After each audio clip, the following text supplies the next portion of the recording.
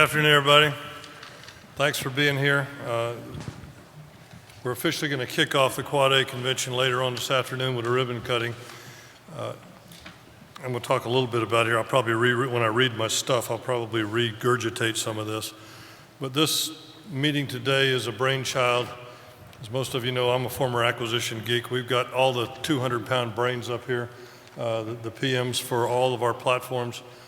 And the feedback I've been getting and what I experienced as a program manager and then as a PEO and now as a toaster salesman is having access to the PMs and creating an opportunity for exchange of information.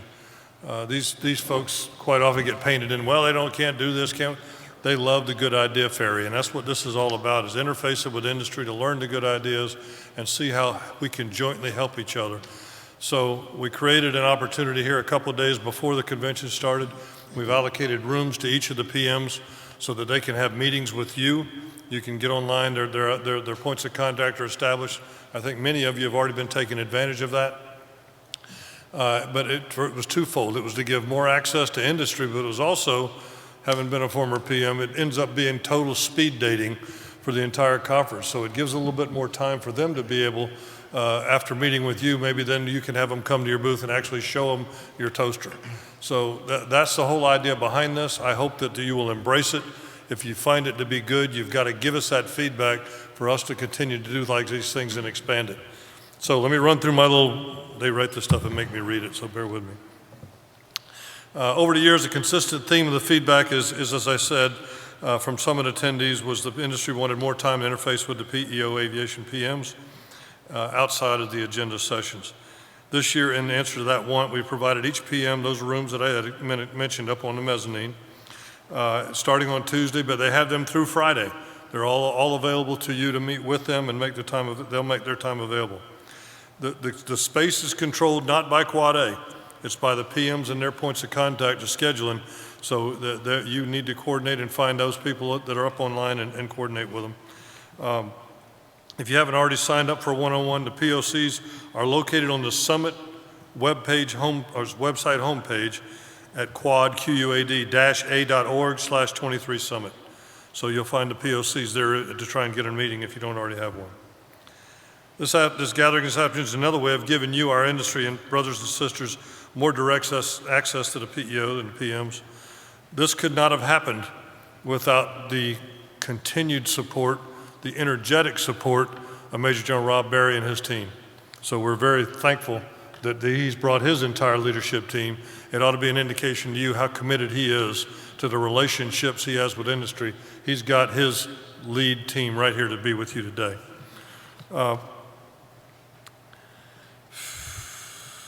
In addition, just before we turn it over to General Barrie and team, I also want to recognize someone who finds ways to make things work. When you think about contracts, it's always a way to find out that people use it as a governing thing of ways not to do things. And when you can find a gentleman that uses it as a tool to help make the Army, to make the PM successful, that person needs to be recognized. So Joe, I'd ask you to come up on stage and join me here if you would, Joe Denton.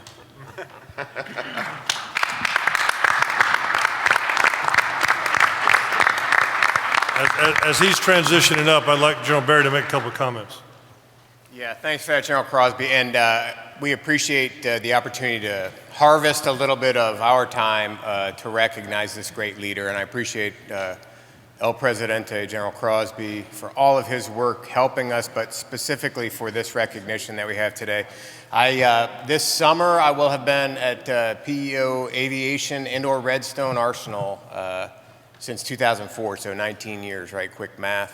And during that time, I've had the opportunity to work with a ton of fantastic partners, but everything we do and ideas that we have are just that, unless we have someone that can translate it via oftentimes a piece of paper, or at least digits, that communicate to industry, this is what we want to do, and here's how we're going to establish a formal business relationship with you. And as we're all aware, that can oftentimes cause perturbations in what we want to do and oftentimes add to our schedule. But in this partner that we're about to recognize, I am happy to report eager, active, engaged, always finding ways to think outside the box. And the success that we have had at PEO, I want to lay right at the feet of Joe Junta and that team at ACC Redstone and ACC more broadly, because we can't do it without them. So we're thankful to General Crosby and Aquade for allowing us to help in recognizing this fantastic soldier for life. So good, sir. So, the voice of God will now read the award. Please stand. Appearing before a most arduous and discriminatory committee of tried and proven Army aviators and aviation patriots, be it known that Joseph A. Junta, Jr. was found worthy of special recognition for outstanding contributions to the community of Army aviation and is hereby inducted as a Knight of the Honorable Order of St. Michael.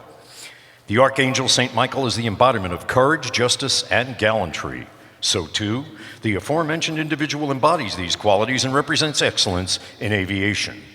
Therefore, the President of the Army Aviation Association of America acknowledges that this patriot is due special honor and respect for now and posterity. Given under my hand this 26th day of April 2023, signed, William T. Crosby, Major General, United States Army, retired, President of the Army Aviation Association of America. Congratulations.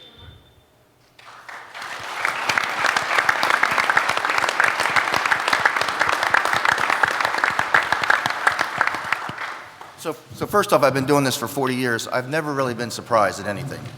So this was a best kept secret. I'm gonna have to, John Barrie, you have to talk to my wife because she's terrible at secrets. This was awesome. So I'm a ground guy. I grew up as a ground guy. I always felt a little intimidated being around all these aviators, and now I feel like I'm with you. And so this is awesome. Thank you very much.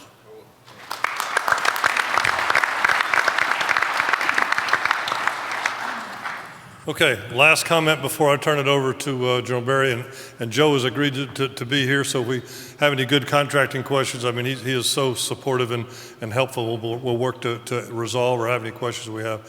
We've got all the PEO aviation PMs, but I also want to recognize Mr. Jeff Downer, who's here representing our Special Ops Aviation for the acquisition side. So if you've got questions for him, Jeff is here as well. So Jeff, thanks for being here. So General Barrie, sir, over to you.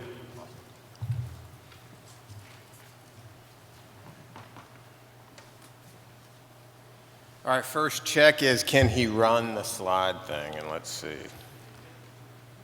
Thus far, it appears no. But while we're working that out, again, I want to thank you all for being here.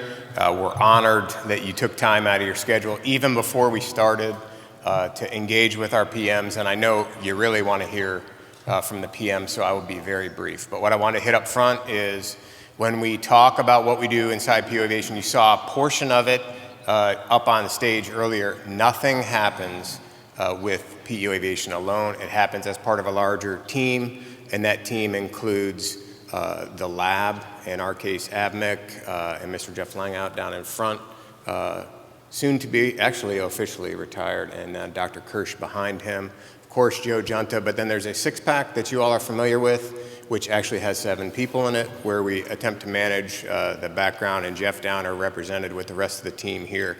So we're always careful to say, although we're happy to tell you what we're doing with material development, which is what we're going to talk about today, that it only happens as part of a larger team. So the teams here, I wanted to highlight some of those, and I'll hit this next slide, our obligatory face slide when it comes up. The PMs will each be stepping through their portfolios with an eye on their activities in the near term that they are executing, but they're also going to talk about open system approaches. Folks have heard me talk for the last 3 years. It has been with a focus on how we are incorporating MOSA into what we're doing in everything we do across our platform. So you'll hear from each of them about how that has been tied in. I also, in my introduction, wanted to hit immediately next to me on the slide, not here because he's doing awesome deputy work right now, is Rodney Davis, who is now officially selected as a member of the Senior Executive Service. He will be promoted on Monday at 11 a.m. at Bob Jones Auditorium at Redstone Arsenal. So we're honored to have that official. We also have our second now, Sergeant Major and Chief Warrant Officer of PU Aviation. So if you don't know them, Carlos Loaiza and John Ulmer, I encourage you to reach out, find them, and engage with them directly. Matt Anderson still joining us as our MILDEP. We're thankful to have him and assist with liaison back to the Guard. And of course, Rod Bellows, our Chief of Staff. But the people you're here to see are down there on the bottom in that design, develop, and deliver. And that's what we do every day. And so I'm going to rapidly get to them. But what I wanted to show you is, for those unaware, you see the buildup from a requirement standpoint, and there are numerous, even more than what we're able to show on a chart, that gets handed to our program managers, and they execute the design, the development, and the delivery of that capability. And the platform capabilities that you see over on the right, that kind of acronym soup, we're going to talk about, and again with a highlight on the open system approaches and how that ties in. So make sure I got it right. New since last time will certainly be Gina, new to the team. In aircraft turbine engines, Danielle down on the end from uncrewed aircraft. Make sure I'm not hitting, and Joe Miner, fixed wing, since our last quad. And then talk about changes this summer. Across the board, there are changes coming. So Colonel Niles will change out of cargo and retire. Colonel Cal Lane, same way. And Colonel Timmy McDonald from MASPO. So a time of big change inside PU Aviation. So we wanted to make sure we had this opportunity to hear directly from them. I am so proud that it is impossible for me to adequately address how proud I am of the work that they do every day. And when I say this is the greatest job in the Army, I promise you I mean it, and those who know me know I mean it. That anything after this will be a challenge, because it's been such a blessing to work with these awesome soldiers and civilians. And I know they will say they have great teams, but as we know, great teams come out of having great leaders, and we certainly have that here in PU Aviation. So I don't want to steal any more time from them. I'm going to hit one more by way of introduction.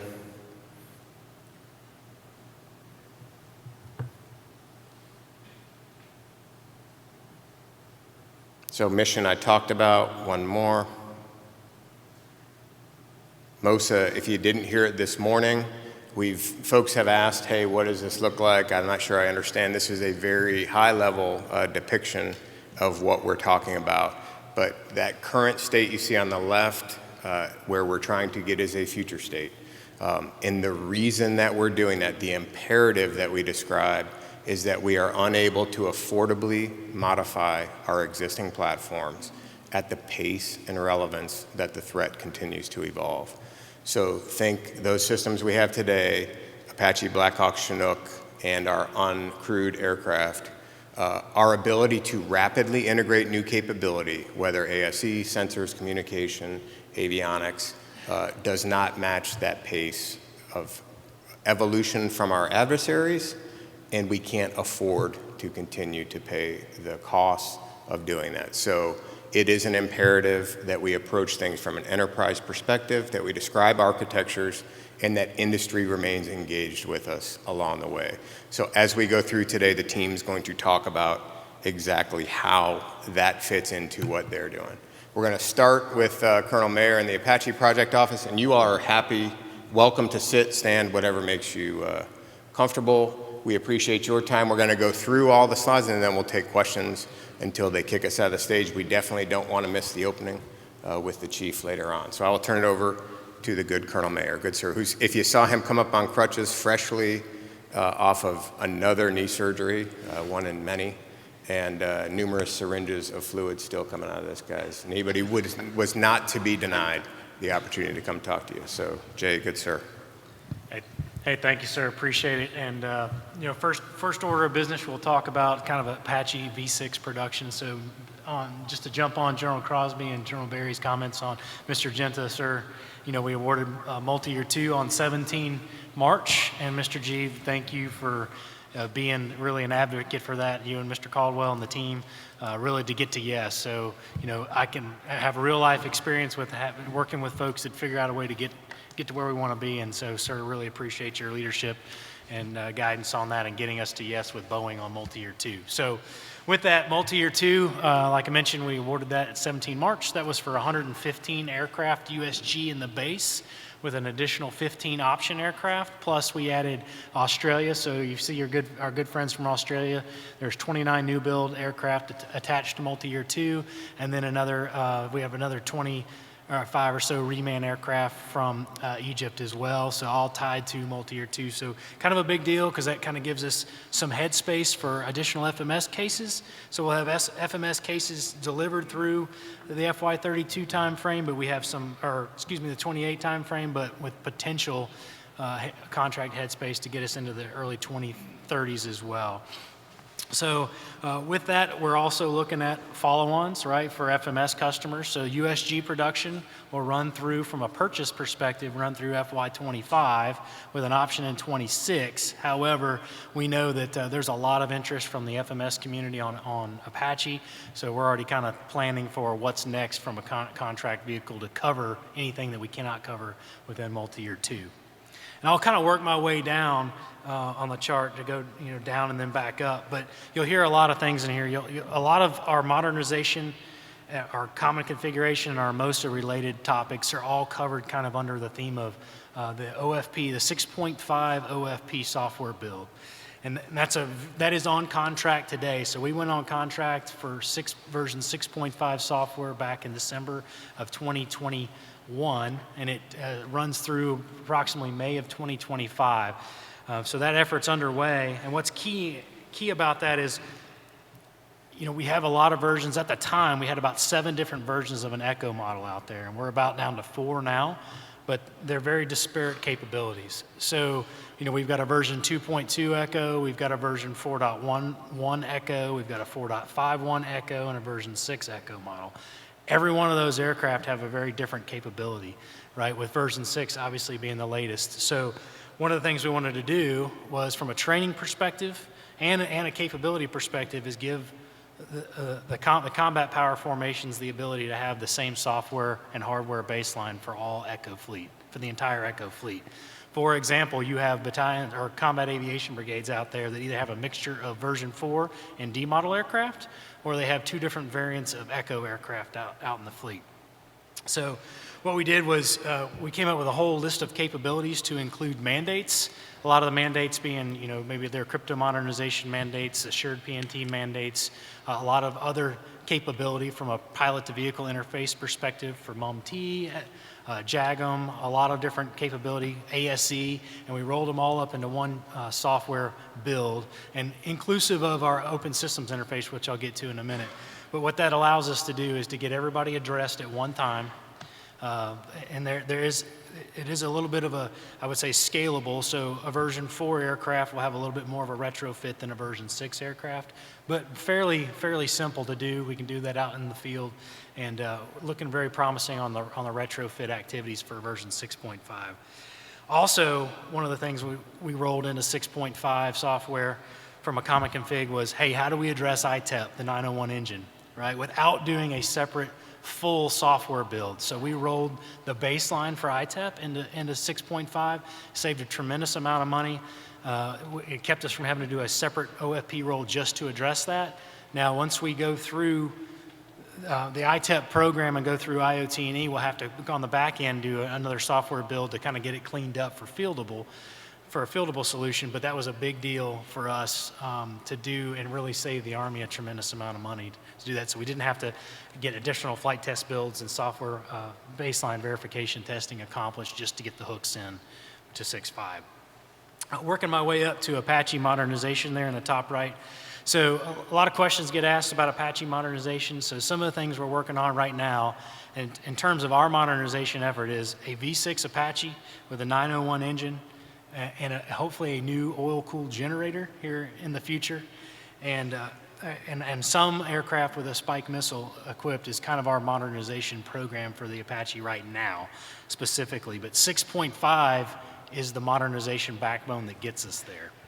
So that V6 Apache will be a 6.5 aircraft, hopefully with the 901 engine. And the other things that we're working on, I think, is really important from a user perspective is every year we go through a one-to-end prioritization workshop with our ACM RA counterparts down at Fort Rucker. So there's zero daylight between us, and we go through that and we prioritize it by near, mid, and far. and we prioritize what we didn't do last FY versus what we're going to do this FY. And then we get the branch chief to actually vet that and give us and redirect us on priorities. So we do that. So from a modernization perspective, we kind of have a checklist on the things that we're working. For example, this year, life, health, safety, very, very important. That was from the Chief of Staff of the Army.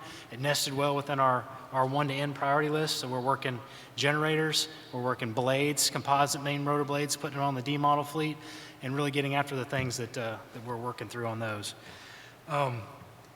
And down to the MOSA-related piece, also a 6.5 initiative. So Apache is an enduring fleet aircraft. It is tough to do a wholesale open systems interface for the Apache. However, we do have the A-Rank 661 application as a part of the 6.5 scope, and that is going to allow us to integrate things like Agner radio. That's our first big rock.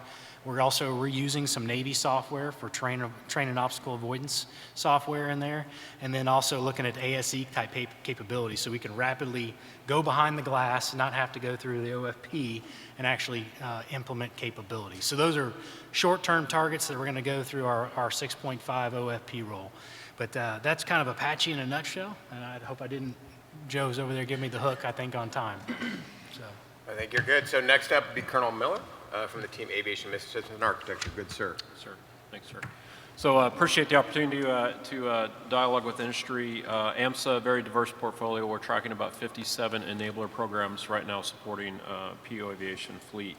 So I picked 4 that I thought would be interesting to industry, starting up with our Eagle M and Magna. So carrying on with our success last year of having the very first DoD EGI that is M-code capable and certified in the Gray Eagle fleet.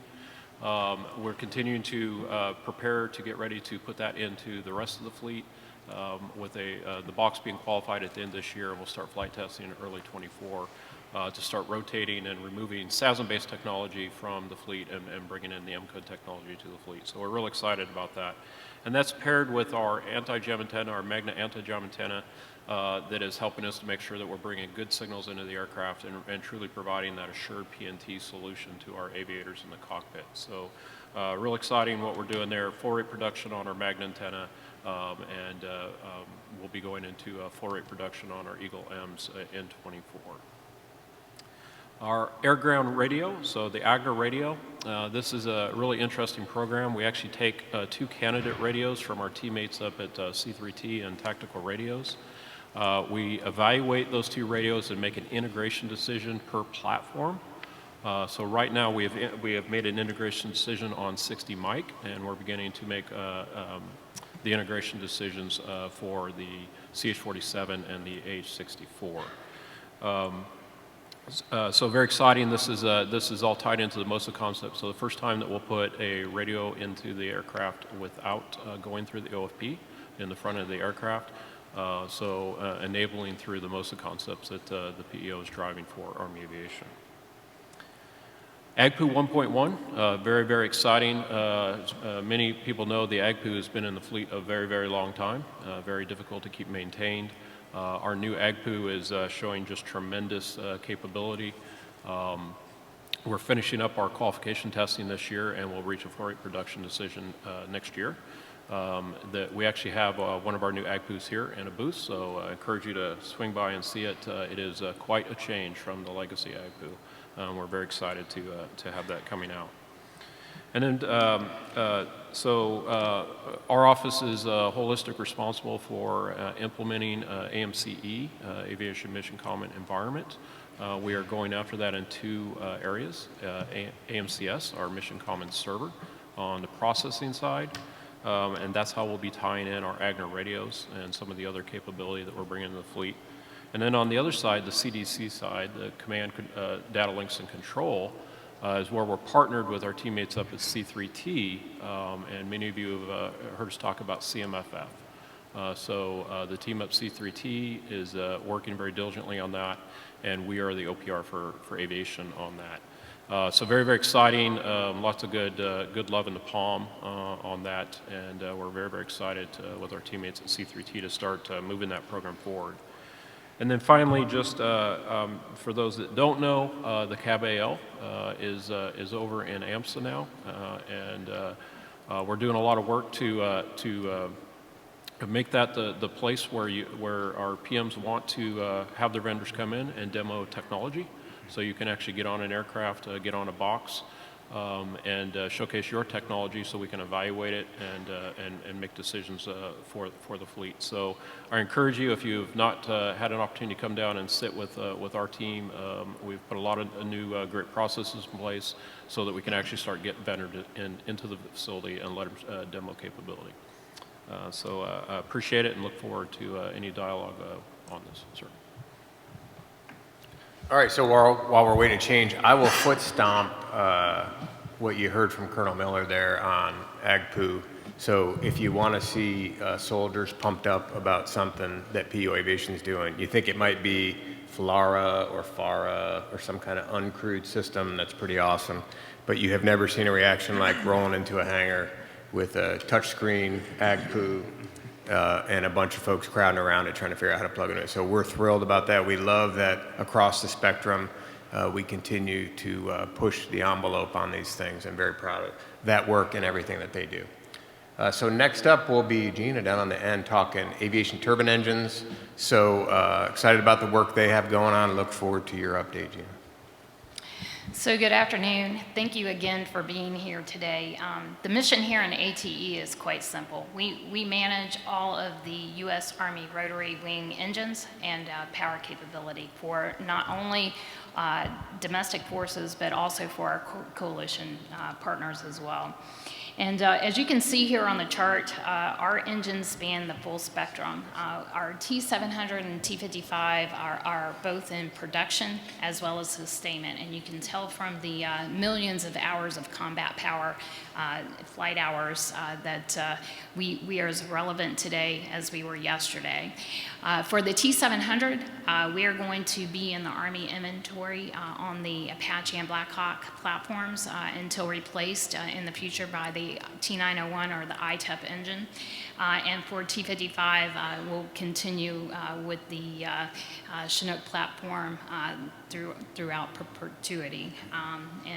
So get great support there. We not only have customers in our platforms, but really, we serve the pilots in the field as well as the maintainer. So kind of going up to the upper left quad of the chart here, our ITEP. I just want to talk about that for a little bit. I'm often asked about the T901 and whether or not we're going to be receiving some of the same technology that we've seen in the past, and the answer is no. We're really providing revolutionary technology to the field, and what that means is we've got additive parts and special composite coatings that will allow us to fly higher and hotter than we've ever flown before. And this is important because what that does for us is that allows for us to fight the way that we want to fight. We're no longer limited by our environment. And so just like the importance in being able to do what we need to do in terms of flying missions, we have also taken some lessons learned here and have really tied not only ourselves to the Army's climate strategy, where you may have heard reduced fuel consumption, but avoidance of emissions of up to 45,000 pounds annually per aircraft.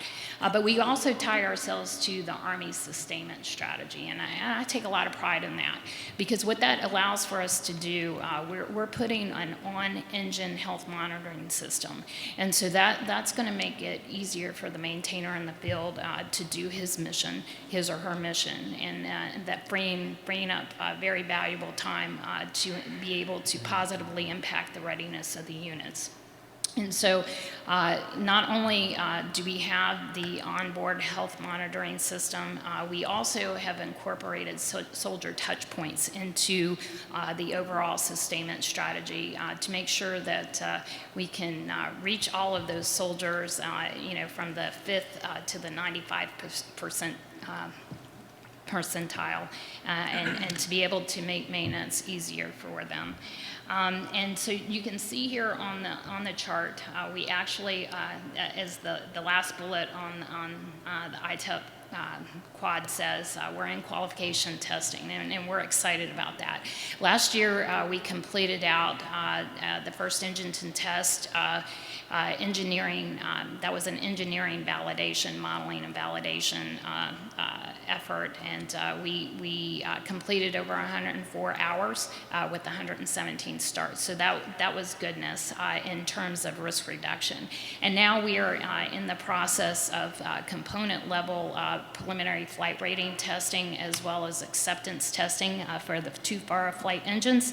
And you can see the pictures there with the heavy instrumentation that's well on its way for delivery in early FY24.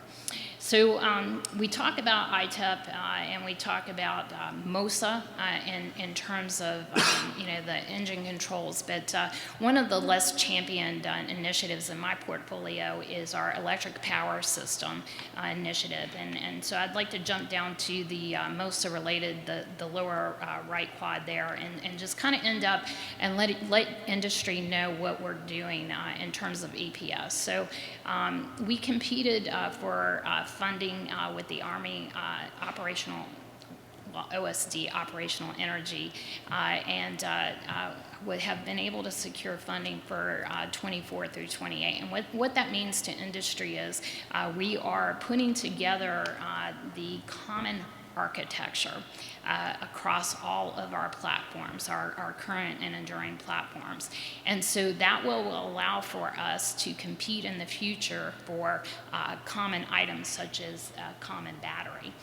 So when that effort is complete and gets a little more mature, we'll be releasing that to industry pending availability of funding for those items.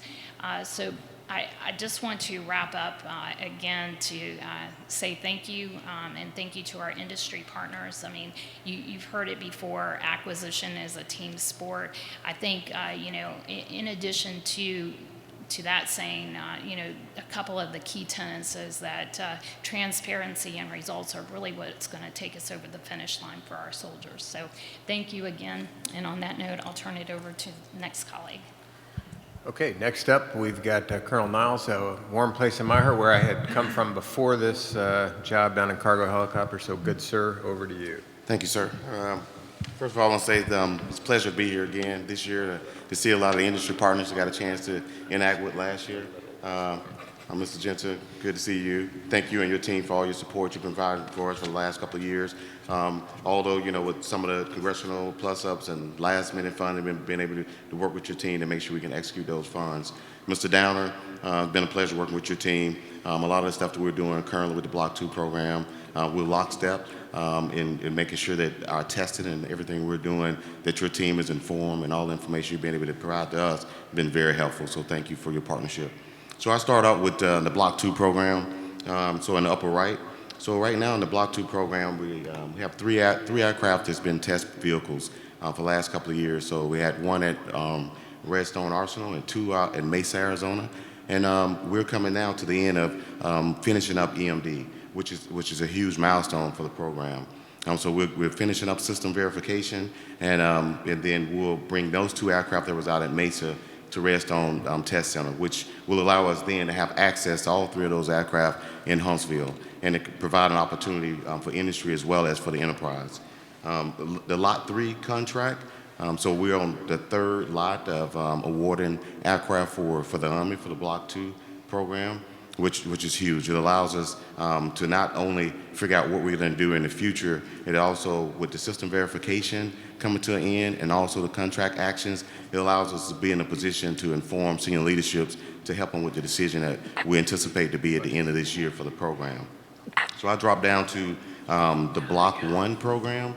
So although we have the modernization program with the Block 2 program that a lot of people hear a lot about, the Block 1 program, we have 465 aircraft in the enduring fleet that we have to continue to care and feed, train, and make sure those aircraft stay relevant and safe in the field.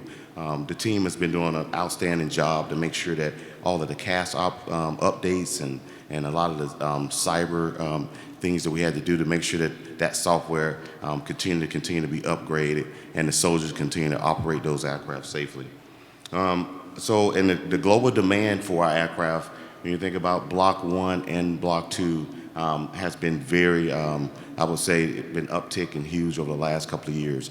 We're up to about 86 aircraft right now in terms of the demand system for our foreign partners looking at this capability worldwide. And with that, you know, we have our contract actions that we have to do that, as well as a lot of different modifications that our FMS customers are looking at doing with these aircraft provides an opportunity to us also, because a lot of different configurations they're looking at allows my team as well as industry partners to look at what the future of the Chinook and heavy lift could be as we look at that capability worldwide. So MH-47G, when you look at that Block 2 and our Block 2 for the first time now, when you look at those configurations are so much more common than it has been in the past. That allows us not only to look at how we can fight together and train together in some instances, is also provide opportunities at the factory. When we look at the industrial base and how we're going to produce aircraft in the future, it streamlines a lot of the different things we're doing at the factories and allows us to push out these aircraft and actually to be able to design them to deliver them a lot quicker. So those opportunities that we've provided by making sure that those commonalities are in that Block 2 aircraft, it's going to be a tremendous opportunity for SOF and Army Aviation to work together a lot more in the future. So I'll drop down to the most related items. The team has been working a lot with the CAS upgrades. And so the future CAS drops will allow us to have third-party outlets to come in to be able to make upgrades to our system without having to go through the OFP, so which will provide an opportunity for us to have reduced costs and time to actually make those upgrades. So we're looking forward to that being into the Block 1 fleet, but also by being able to do it in Block 1, we're also looking at making sure that those upgrades can be something that the Block 2 aircraft could leverage on some of the things we're doing right now. So the most opportunities with the AREX 661, the model-based system engineering development, and the large area displays. All of those with software and hardware is going to allow us to continue to be relevant in the future to make sure that we're not left behind as the heavy lift fleet look at what we're going to do and how we fight in the MDO environment in 2030. So with that, I look forward to the conversations throughout the next week here at Quad A, and thanks again for allowing me to be here. Thanks, sir. Yeah, well done. And as your last Quad A, I would, on behalf of everyone, salute your service over 4 years there in cargo. We appreciate everything you've done and look forward to sending you off with honor, my friend. Thank you, sir. So fixed wing, Colonel Joe Miner is going to give us updates, and you talk about another dynamic space. Look forward to this update. Good, sir. Thanks, sir. Appreciate seeing everybody out here today early. Appreciate Quad A setting up those early meetings. I met with 16 industry partners yesterday, so like General Crosby said, I may actually make it out on the floor this Quad A. So fixed wing, very unique portfolio, as General Barrie alluded to. Small, 250 different airplanes, right? But 27 MDSs. The Army has more kinds of airplanes than it does kinds of helicopters, which is a fun fact I learned after taking the job. We're also 92 bed-down bases.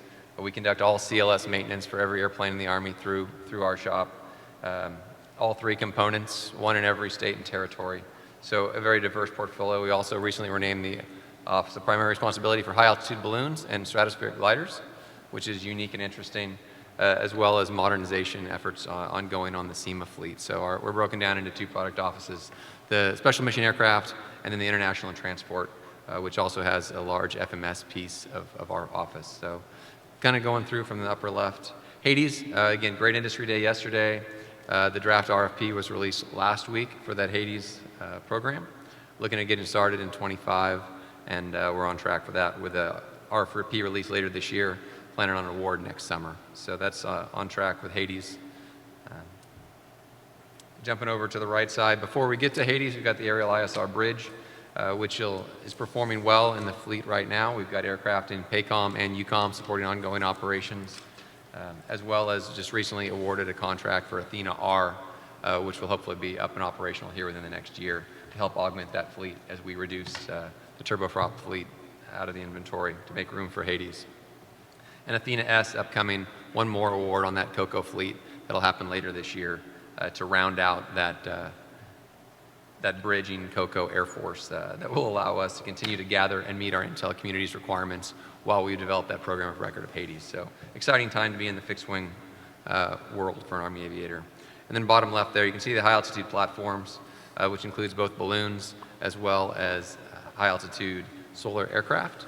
Some very good demonstrations recently, to include most recently the Vanguard 23 exercise out at Fort Huachuca, where we were able to put ELINT sensors on balloons up into the 70,000 foot range and get some very good data and feedback on how that goes. If we're going to shoot deep, right, we need to be able to sense deep. And seeing deep oftentimes is a function of altitude. So being able to get up to 50,000 feet in these aircraft or 70,000 feet in the solar aircraft really makes a difference on how far we can see as we work closely with our PEO IWS partners to develop those sensors. And then before I get off the stage here, the MOSA piece, again, we like to say that in fixed wing we're the most MOSA because we're civil derivative aircraft. So we have all civil standards primarily for our base airplane. But as we modify and missionize the SEMA fleet, we need to make sure that we do that appropriately because the aircraft that we've selected to build is going to be very, very capable over a very long period of time. The Army buys aircraft and then flies them for a long time. So the thing that will evolve and will change will be the sensors from our partners up at Aberdeen Proving Ground and PM Intel sensors. So we need to make sure we get that MOSA backbone correct so that we can quickly and rapidly swap out sensors, swap out mission equipment payloads as the threat progresses and our sensors turn. So it's a very, very high priority for us in fixed wing.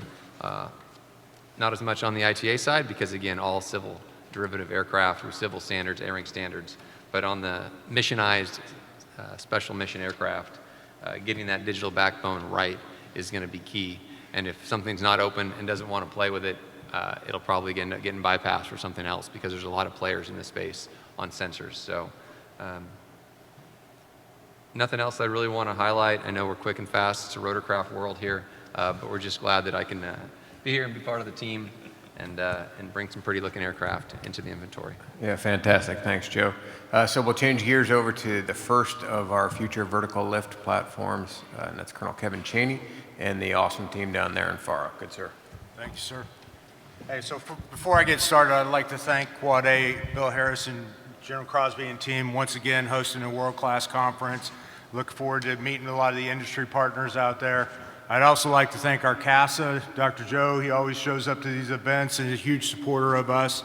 Mr. Junta, congratulations. Welcome to the family. Always a big supporter of the team. And obviously, my partner in crime for a lot of years, Mr. Downer. We've done a lot of amazing things, so thanks again for showing up. So when we talk about FARA, we typically talk about 3 lines of effort: the competitive prototype, the weapon system design, and then transition over from what we call non-traditional into a more traditional based approach for acquisition. So starting back at the first line of effort, competitive prototype, right now the OEMs will say, and you can see the 2 platforms there, they're about 95.2, 95.3. Just ask them, you can figure out who's who. But at the end of the day, they're progressing very well. The critical path is obviously waiting on the ITE engine. We're looking forward to that coming this fall timeframe. Then the OEMs will integrate those. They'll start doing their functional checkouts. And then hopefully next summer timeframe, we'll start getting to where we can turn rotors on the ground, and that will lead to eventual flight testing. But there's also a lot of work that's being done in the laboratories and stuff right now. We call it Aircraft Zero.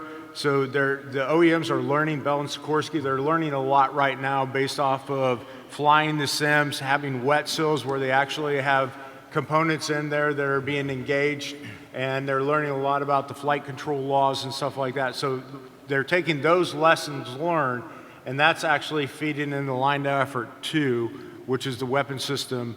And that's where we're going to integrate all the mission equipment. That's what the OEMs are going to propose to. And this is really the big piece for us as we go forward on where we're going to go in the future. In terms of the weapon system, We are solving problems that we would have probably found later on in the program. So we've looked a lot at the safety aspects of it. We've looked a lot at the digital engineering tools, and we're trying to resolve those issues now and then have them incorporated into the design. So that's why they may be, when you go out on the floor, those aircraft may look a little bigger than anticipated, but that's really going to address a lot of the issues that we need to in the future, and that's going to allow it to remain relevant for quite a few years. And when it comes to line of effort 3, we're in the progress of doing a bunch of documentation, getting it ready for an RFP that's coming out the door. Obviously, we're not only delayed by ITE a little bit, but right now we're finishing up an analysis of alternatives. And that's going to make sure that we're going down the appropriate pathway for the FARA prototypes and the program. And then we'll be releasing the RFP later next year. And that RFP is what will obviously drive the timeline in terms of source selection and when do we actually get to a down select, which will be milestone B timeframe in FY26. So we'll have a down selection, we'll start the EMD, we'll start a contract award, and it should be interesting times there.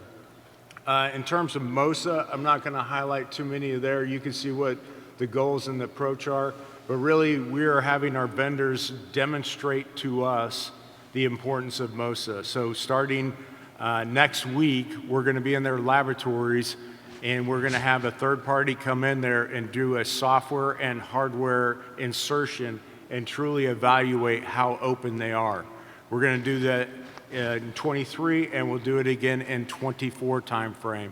This will give us an indicator if they're getting it serious and if they're really embracing this as we go forward. And it's extremely important to us because when you look at the life cycle costs, obviously we want to upgrade aircraft rapidly, stay at the pace of the threats or at least advance of them, and then not have to replumb the aircraft for every little system that we want to put on there in the future. So we're taking that very seriously, and hopefully the OEMs do too. The final thing I'll say is it's not on this chart, but FARA couldn't be possible. We couldn't execute without a lot of the partnership, some in the room, but also my peers up here on this panel. There's a lot of other people I rely on to do things. I think Mike Kinsley might be around, LRPM, Gina with the engines, Danielle with UAS. So I rely on a lot of people, and I think Gina hit it. Transparency and trust is what is the factor to getting this all done. So I appreciate everybody's time and look forward to the questions. Okay, and we don't have the good Colonel Phillips, unless he's wearing some kind of invisible cloak. So I'll touch on FLRAA on his behalf. So the other of our future vertical lift platforms, and of course, recently December award and then subsequent protest that has now been resolved, and we are moving out with Bell on the future long-range assault aircraft. The team's schedule and plans are there, but from a MOSA perspective, what you've heard certainly from Colonel Cheney, but on the new development side, where we have a clean sheet, making sure we embrace fully a new architecture.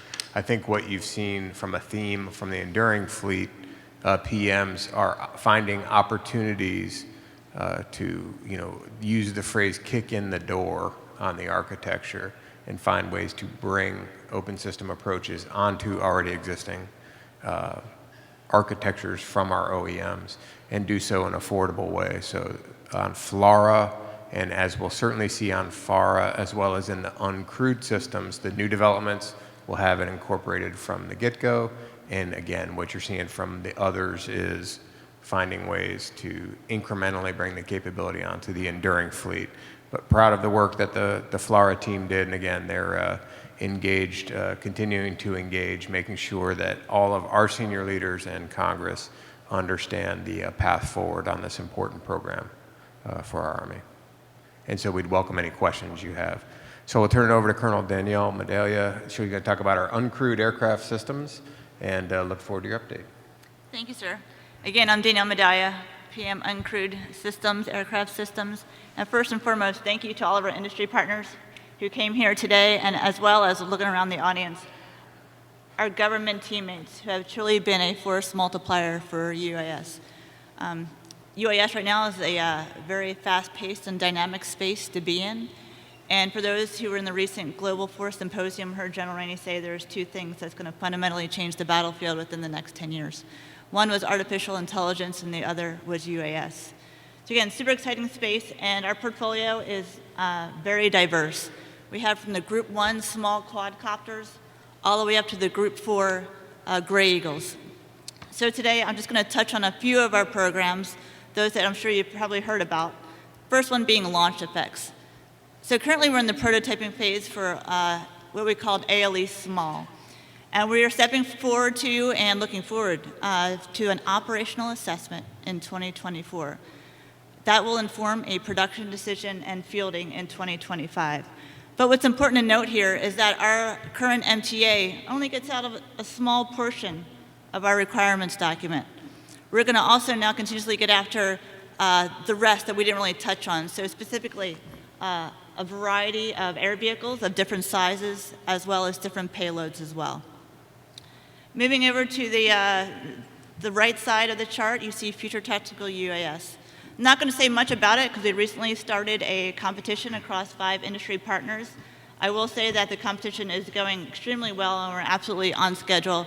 Again, similar timeline to launch effects, and that we're looking to field and go to a production system, production decision in 2025. Moving down the chart, you see our family of smalls. Now, this is a really cool space to be in because our customer here is the Maneuver Center of Excellence. We're putting weapon systems in the hands of the IBCTs, really informing their decisions on the battle space. So we went recently to fielding approximately 4 months ago with short-range reconnaissance. That's what SRR stands for, short-range reconnaissance. And that's not the end item. We are now in another competition that we're going to fold in new capabilities in a Tranche 2. And that will be fielded in FY26. Additionally, working with our maneuver partners, we're looking forward to a medium-range recon and a long-range recon requirements documents that are coming out this coming fall. And then lastly, I want to step over to MOSA.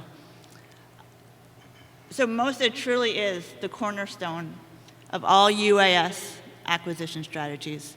And just yesterday, Team UAS held a portfolio review. It was open to any industry partner that wanted to come and hear the team update them and highlight the opportunities to compete, when that would look like, what years, and what we were actually looking for. I think in total, we had over 50 different companies represented yesterday, so I really appreciate your support.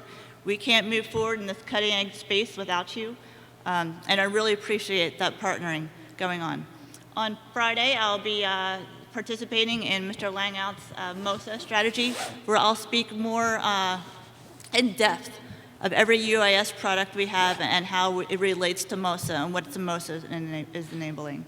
So bottom line, MOSA to us, it allows us to continuously compete for the newest capability, integrate it, and then field it, ensuring our soldiers stay ahead of the threat, stay ahead of the enemy capability, and most of all, keep our soldiers safe. So thank you.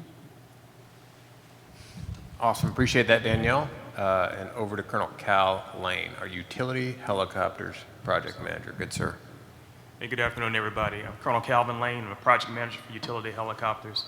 And first off, I'd like to thank Quad A and our industry partners for the opportunity to give you a brief update of some of the good work that's been going on in the Utility Helicopters Project Office. So I think within the first 2 lines that you see, that our fleet will be in service well into the 2070s. And so that's our primary focus. How do we maintain the relevancy of this platform for a period that long and still be able to do all the great things that our aviators and maintainers needed to do?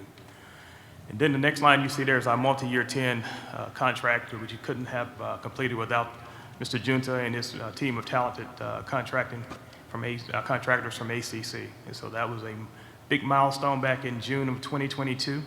The contract consists of 120 base aircraft with 135 options, and that rapidly came into effect for all our industry partners as well as our foreign partners. As you can see, we probably have about, out of that 130, we got about 60 options remaining. So we got real popular real fast, and through the work of that ACC team, we're able to provide that service to our foreign partners. So moving down to our integrated area navigation. So this is a capability that we've been working for the last 3 years. So we're very close to fielding it. We're supposed to have fielded back in March of 2023. We're a little bit delayed primarily not from a performance standpoint, but from a documentation standpoint. As you know, no great piece of equipment goes to our service members without making sure, number one, it's safe and it's well documented. So we're in short finals. I think on first week in May, we have that document signed. We already have the airworthiness release, and what we're working on right now is the material release from AMCOM. So been well staffed, the process is over, glad to have it behind us. And bottom line up front, it's going to be a great capability to our warfighters, and that's my primary tenet of UHPO, is to put out great capability to our users. Upturned exhaust system, as you see right there, is an upgrade to our upturned UAS number 1. We'll have that in the field, working with our partners at Sikorsky to make sure that capability is ready and ready to go out to the field and support our aviators.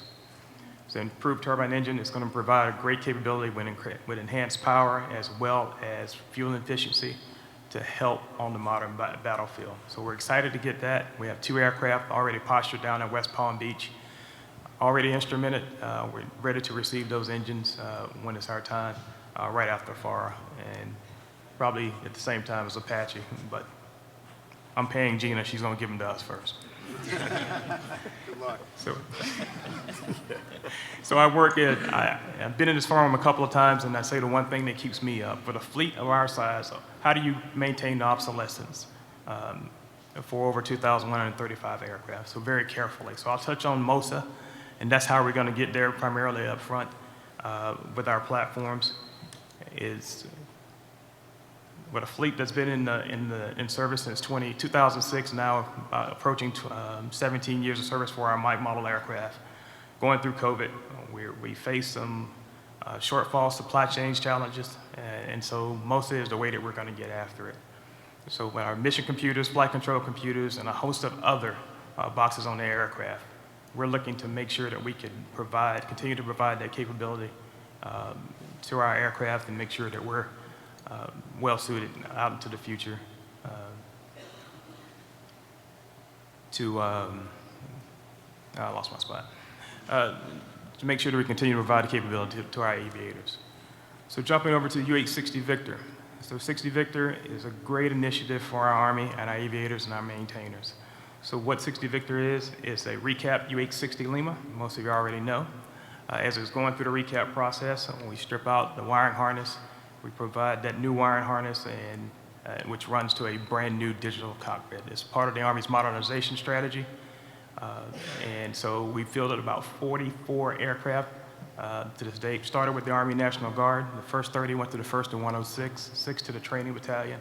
They're doing very well in the field today, and it's the first rotary wing aircraft that we implemented the most open system approach to. So it's doing very well. It's part of the future vertical lift ecosystem, and we're very excited for what the promise that brings from the 60 Victor program as we move into the future.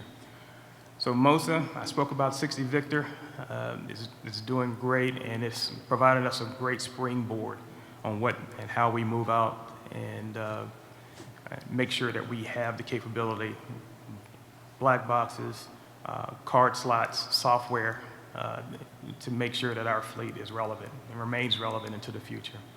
So we're doing that on a daily basis. And jumping over to our international programs, I spoke on the 130 option aircraft.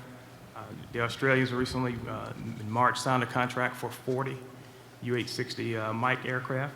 So we're going to deliver that first 3 aircraft in June. And we're looking forward to providing that capability to our partners. So, sir, subject to your questions. That's all. Awesome, Cal, and likewise to you as your last Quad A as PM. We salute your service to our soldiers. Appreciate everything you've done for us, brother.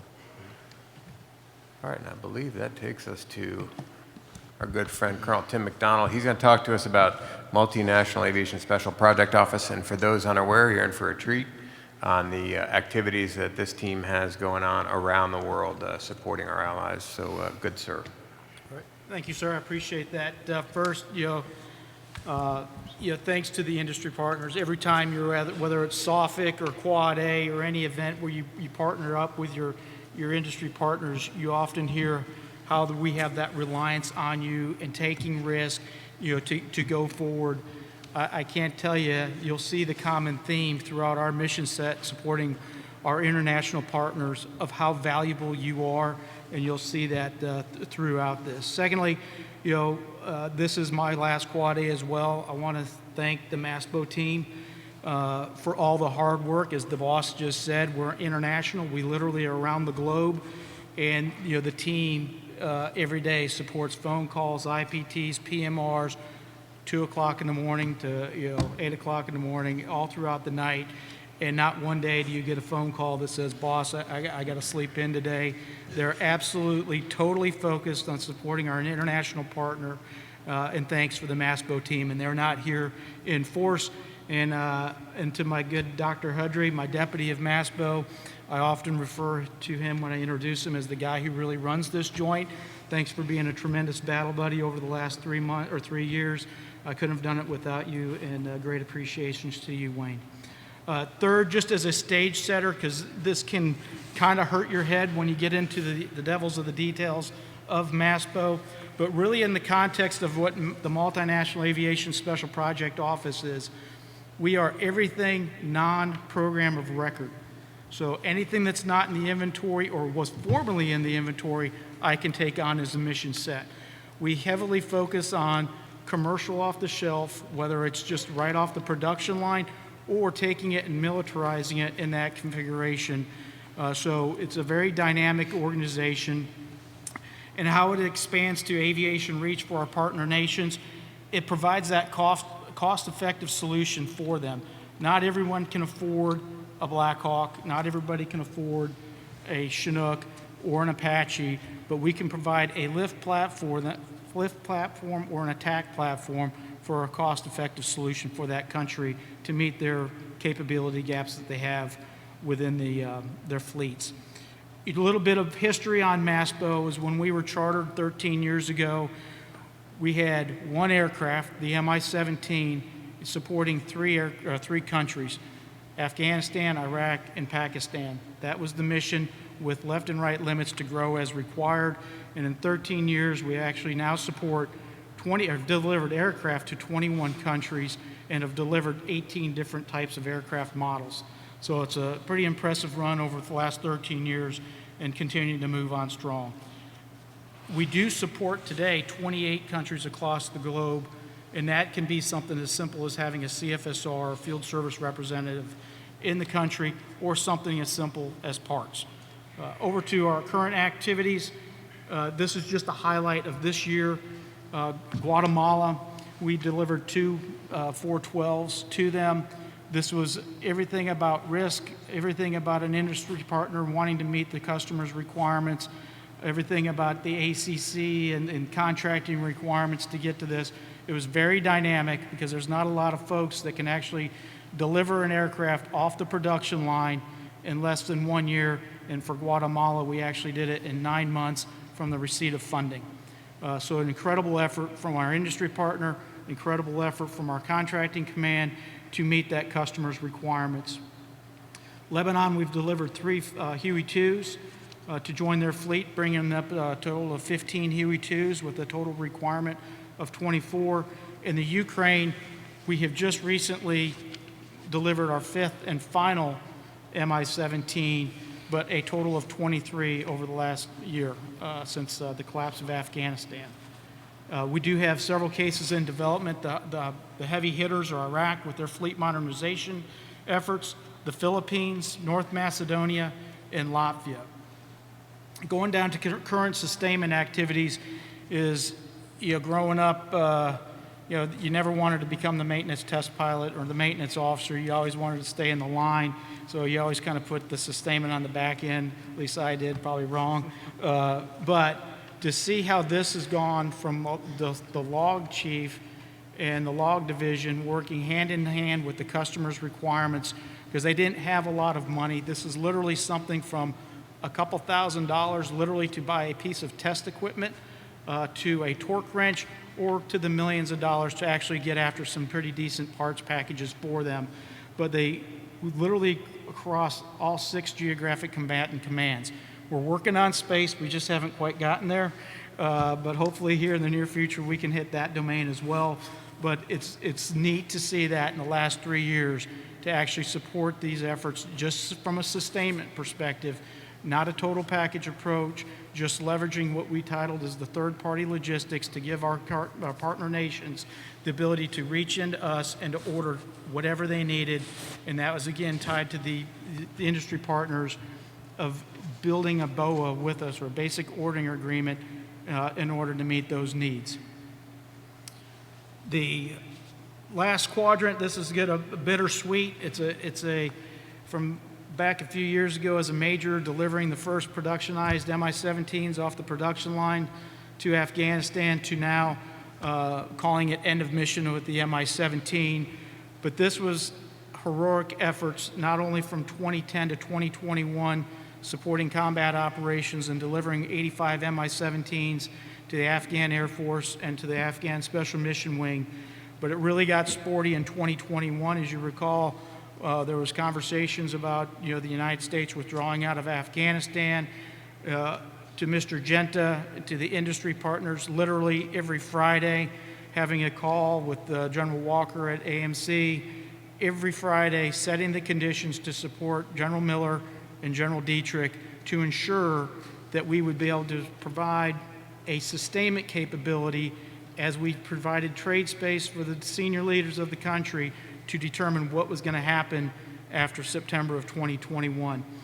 And it's pretty remarkable, it's unprecedented in my mind, but anybody who works in our business, imagine this: within 90 days, we actually met the requirement, went on contract, modified contracts, extracted an AVIM plus level sustainment capability to the UAE, and established a over-the-horizon sustainment capability in the UAE.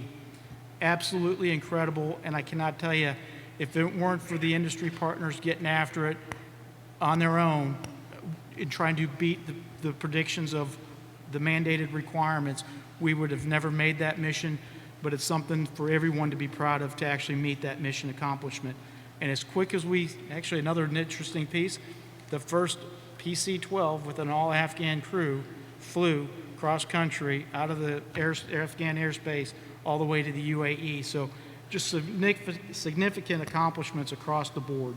And as quick as we stood it up, we stood it down. Literally in a matter of 3 weeks, when we did have the collapse of Afghanistan, now we focused on retrograde operations, and this is how people can work together. Instead of letting a statement of work getting in the way for 90 days, I had to extract the aircraft that were in the UAE, and we worked with the AMARG, the Aviation Maintenance and Regeneration Group out in Arizona, and worked a statement of work in parallel to C-17s delivering aircraft for what we were setting the conditions for that future disposition, which ultimately ended up being Ukraine and other OGAs for the MD-530s that we extracted. So another round of applause to the industry partners and the ACC and the Air Force contracting elements to get that forward. And then finally, as I mentioned, we have delivered all 23 of the Mi-17s to the Ukraine, and that was our end of mission supporting the Mi-17. But if those haven't seen that, all open source, go to YouTube and you click the videos of the Mi-17s. Literally within 72 hours of transferring that capability to the Ukraines, those aircraft were in the fight. The big one, and probably the most significant that we all remember, is the Mariupol situation at the steel factory. But within 72 hours, those aircraft were doing CASEVAC and critical resupply for the folks that were in Mariupol. So just a job well done, and I appreciate it. Sir, over to you. Yeah, that's fantastic, Tim. And likewise, we salute as you conduct your final Quad A, your leadership of that team and the remarkable efforts.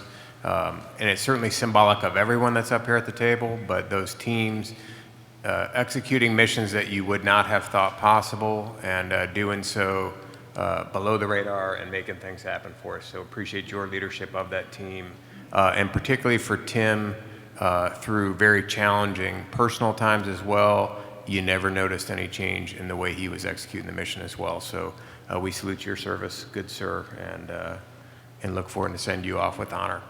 So we are to that point. I think we're about on time where we were supposed to be, but and I'm not sure how we got questions. We are happy to sit up here and field any questions that you all might have to whatever extent you would like for the remainder of our time. I think we planted a couple softballs out there.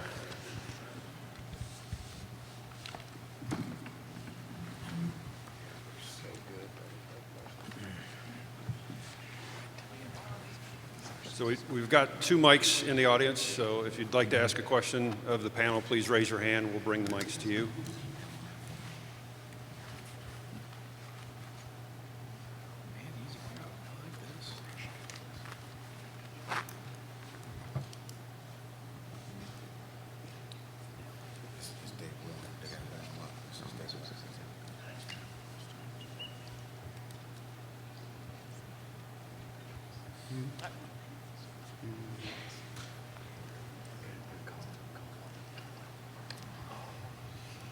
We've got one over here, sir. Stand by. Yes, good afternoon. How do you do? My name is Jack Klubnik. And I'd like to know if there's a strategy for supply chain issues which are plaguing us all. Any thoughts on the board or any strategies we should be looking into? Yes, thanks. So maybe I'll touch it, and I welcome any comments that you all have. It's a straight, perfect question for what I'm going to talk about on Friday. So it's a teaser. If you come on Friday, you'll hear all about it in depth. But in all seriousness, one of our biggest challenges, in addition to affordability, that's going to be of delivering capability, which I talked about MOSA, the reduction in the planned procurement quantities relative to a historic sense with our industrial base is right at the top of our list. So today, as we complete procurement of our enduring fleet and move to a future fleet, we have a variety of activities at the PEO level, specifically targeting industrial base and industrial base challenges. Oftentimes, specifically referred to as supply chain risk management, but I think more broadly, we're looking at the entirety of the equipment that's required to field and sustain over time our systems. Where are those weak links, and how can we bolster them as we reduce the amount of production? Now, anyone that tells you they have their arms around it in its entirety is telling you a fib, and we certainly don't claim to have that. And we are going to need industry's help along the way to continue to keep our systems ready and safe to operate, particularly the enduring systems once we are no longer in production. As we had the conversations about Apache, Black Hawk, and Chinook, we don't have a lot of experience today in the Army operating a system and getting parts and maintenance accomplished on systems that are not actively in production. So we acknowledge that as a challenge, and then in complex subcomponents, think transmissions and engines and actuators, making sure at a minimum we have a firm understanding of where those challenges exist. We acknowledge it's a risk. We are certainly eyes wide open to that risk and have very actively pursued campaigns to address it, but we're a long way from being comfortable about it. And I welcome if anyone's got any comments specifically from the team.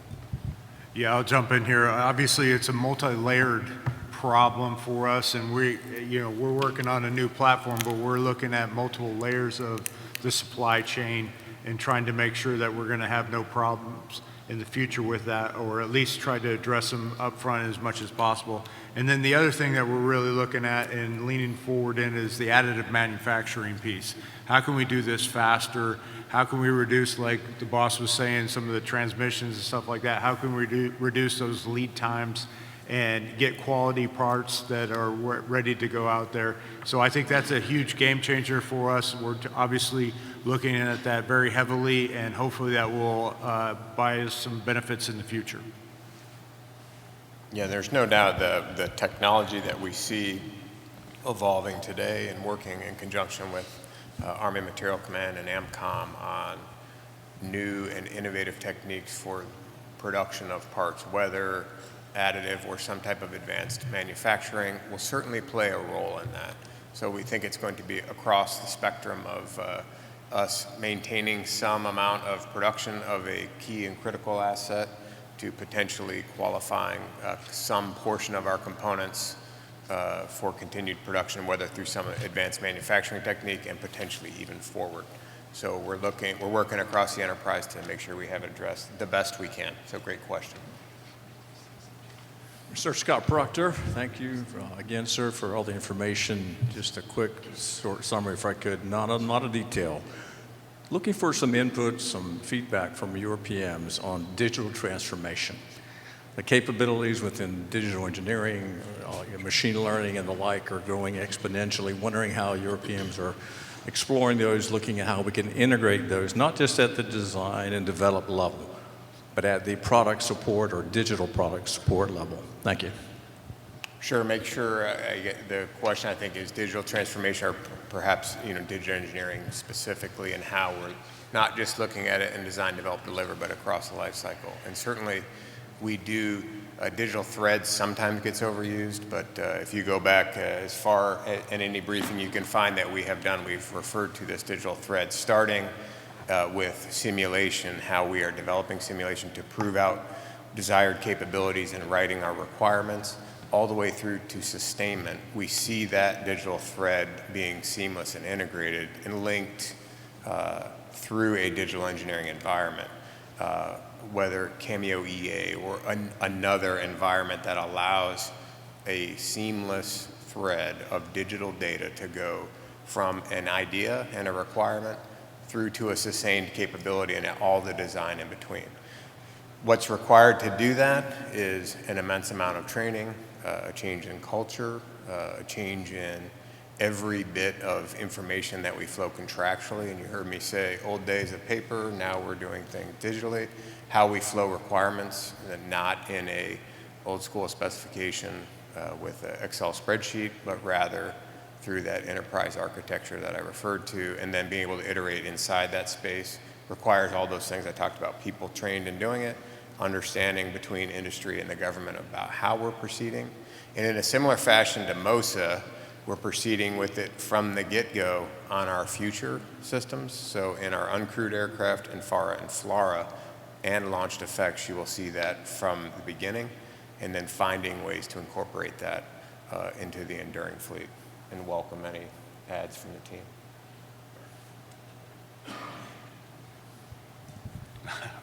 Here we go again. No, I think the boss said it spot on. When we talk about requirements in this new area, now we're talking about giving the OEMs models to work off of, as opposed to a bunch of papers that they have to trudge through. They still have to do that now, but ideally, working through the model gives us a much better understanding of what that capability is. And then I think ultimately it's going to progress to the point where we'll do less testing too, because we'll be able to use Monte Carlo models in the digital environment, do tons of testing there, and then go confirm it with flight testing. But we won't have to do as much as we would previously. And in terms of the modeling and sim piece, we're also looking at how we would fight. One of the things that we're doing with one of our companies is looking at how we would operate in certain theaters and how's that going to change how we fight in the future. So we're already learning TTPs, tactics, techniques, and procedures for FAR based off of modeling and sim, and that's going to help us in the future as we go forward.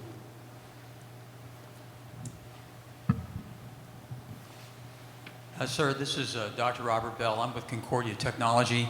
I commend your common software build across all air platforms. I wonder if I could ask you a requirements question. If you've looked at Blue Force tracking displays as one of your software requirements, also fly-by-wire and navigation by JPALs, are either of those requirements being considered in your build? Over. Yeah, so broadly, I can touch it maybe Burr as well on BFT specifically, but I'll tell you, flight controls specifically, I'll give you my take. We want architectures that allow us to partition things in a way that allows us to evolve the capability over time, but not open up the entirety of a software package to upgrade a capability. So specifically to flight controls, we see that as a design assurance level, a detailed design portion of a partition that we might not be opening every time we want to make a modification to the aircraft. Put a different way, when we add another capability, say survivability equipment or sensors or a different radio, we don't want to have to do anything. And you had mentioned fly-by-wire specifically, but more broadly, any flight control portion of a software design inside a processor. So that's the architecture that we're seeking. I think you asked specifically about BFT, and I don't, if capable, any thoughts you have on that being included as well. So we are working on BFT3. We're finishing up kitting out the fleet right now with the BFT2 capability. That capability really, requirements-wise, lives with our teammates up at C3T. So Matt Paul and his team up at Mission Command. But we are deeply involved in beginning BFT3. And we intend to bring that capability out as part of our CMFF offerings, so CDC and the aircraft, vice box level in the aircraft. So kind of a little bit at the early stage. We're still working a little bit with Matt Paul's team up there as the aviation equity, as they're starting to look at what that looks like in a CMFF chassis. Right here. Okay. Hi, Scott Porter. For those of us that get the joy of sitting in DC traffic and walking around Capitol Hill, is there any general top-level messaging that we can keep pushing forward on behalf of the Army aviation community? Yeah, I'm sorry, I didn't get that, guys. Would you mind repeating that, sir? Yeah, it might be the microphone. Is it am I double talking here? Okay, there, I think we got you. All right, great. Yeah, hi, Scott Porter. I was just wondering, for those of us who walk around Capitol Hill from time to time, is there any messaging on behalf of Army Aviation we can keep pushing along? I'm not sure I can explain MOSA to my congressional rep, but other than that, is there anything we can be helping you with? Well, so I would say, yeah, and I welcome comments from the team. I would say you can explain. I would argue MOSA is explainable, and that's what we attempt to do. And I think if one thing should resonate, I think, not just on the Hill, but anywhere as we're describing, is our desire to have an architecture that allows us to invest. So from a congressional standpoint, we make an investment in a capability once, and we can now apply that capability across not just aviation systems, but potentially any system across a joint service. That's our common desire. So, and in terms of messaging, I'll give you my safe message on the Hill is we support the president's budget.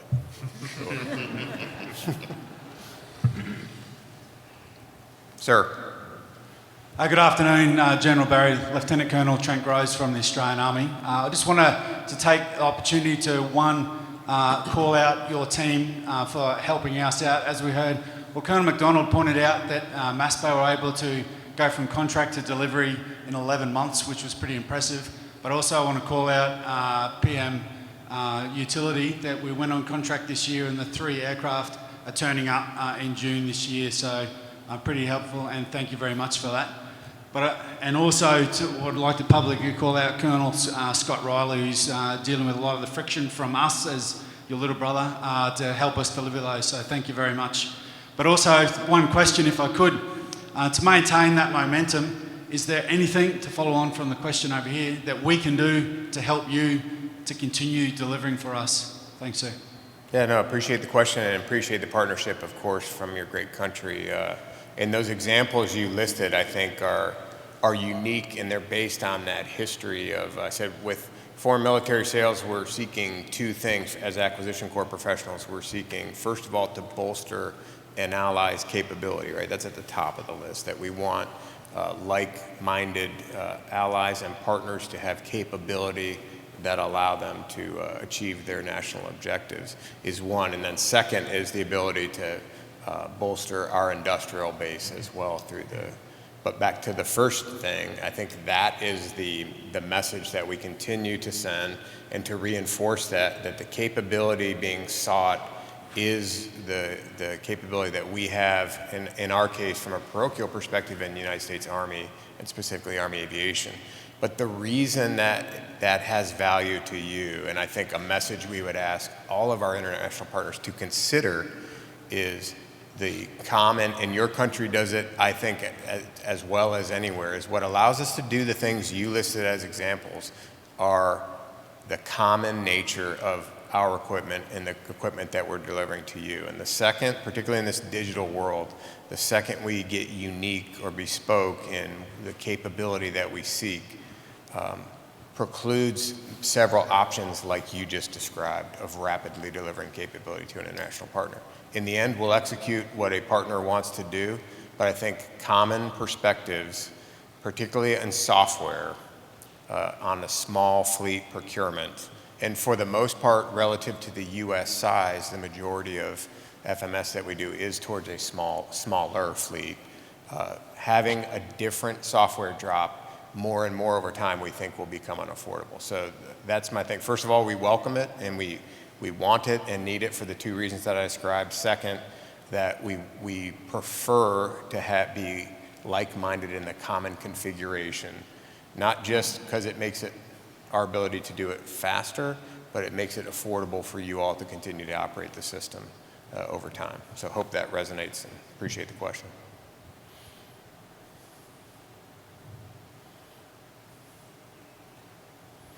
Anyone else? All right, I think we got one more, please. We'll go final question, sir. Yeah, I'm Dr. Dan Shruggy. The thing that everybody's talking about is bringing in autonomy in the systems, okay? You hear that on television, AI and everything else. There's a great opportunity for MOSA to be a leader in doing that as you go through development, safety, certification, okay? And there's 3 types of assurance that you need. One of them is design time assurance, which addresses basically the operational availability and maintenance-free operation. The second one is development assurance, which is what the civil sector does for safety and certification, including open integrated modular avionics. And then the third one is runtime assurance, and that's where you use adaptive control. And so these are things that everybody wants to include autonomy, you know, and I think MOSA has a good framework to do that, and I think that's something that you all ought to look into. Yeah, thanks, Dr. Schrag. So I think another perfect lead into what I'll talk about on Friday in a little more detail, and more broadly than just open approaches, is our approach towards architecture on autonomy.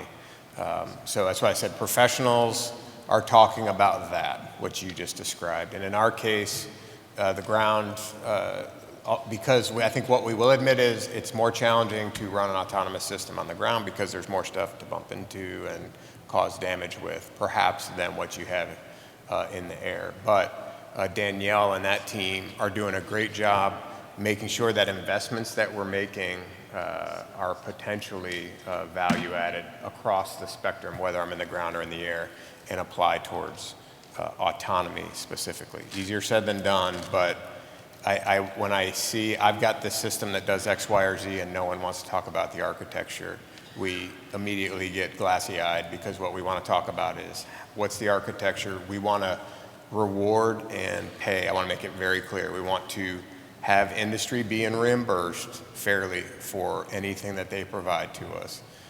What we don't want to do is have to fairly pay industry forever for that capability. We want to be able to do it in a window of time when it's the best thing, and then move on to something else. So thank you for that. Just one thing to add is there's some civil standards that have been developed as open system standards that I'm not too sure the military is aware of them. Okay. I've been on several committees, but the idea is that that can be something. It's very important to have a lot of the software, but when you're doing the architecture, the software and the hardware integration is the key, okay? And that's where these kinds of autonomy can come in, I believe. So, yes, sir. Thank you for that. All right, well, we appreciate everyone's time as well, and particularly for our final hoorah from a panel perspective. You'll have other opportunities to hear the PMs down on the floor.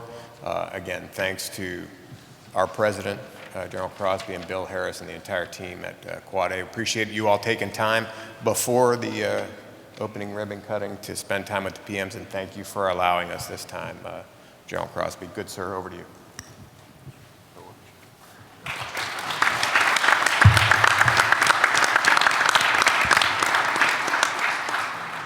Thanks, everybody, for attending the Future of Railroads in the United States. And, oh, wait a minute, wrong book. No kidding. It really says so much about General Barrie and his team to give this time. As I said, they've got these meeting rooms set up to engage with you and have these discussions. I call it the good idea fairy. If everybody's thinking alike, nobody's thinking. They want the same input and ideas to help shape the future to provide our soldiers the best systems. Again, for them to give this time and to set it up, they're available to you through Friday. They're making themselves, they've got the rooms. Gina has the best room of all of them. It looks like the Taj Mahal. I don't know how she drew the short straw on that one, but it's beautiful. But again, this is time about what this summit is about, is engaging with our industry partners. And Rob and his team are very committed to doing that. So again, thank you for being here. This concludes the afternoon session. Hope you see all.